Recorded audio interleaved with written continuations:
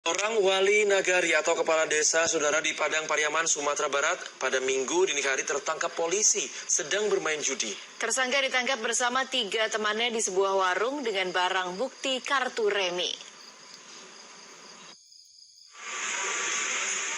Harmen Sandri, seorang wali nagari atau kepala desa Kayu Tanam, kecamatan 2x11 Kayu Tanam, diciduk aparat Polsek 2x11 6 Lingkung Polres Padang Pariaman saat bermain judi kartu remi. Harmen ditangkap bersama 3 orang lainnya, yakni Masril, Wirman, dan Sebastian. Penangkapan tersangka ini dilakukan pada Minggu dini hari.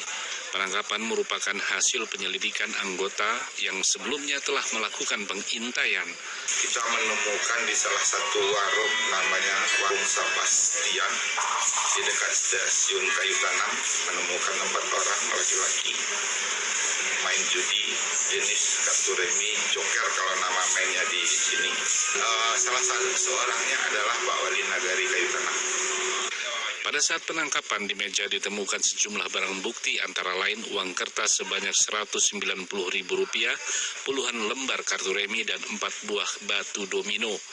Keempat tersangka kini terancam hukuman maksimal 2,5 tahun penjara. Arsyad Kusnadi melaporkan dari Padang Pariaman, Sumatera Barat.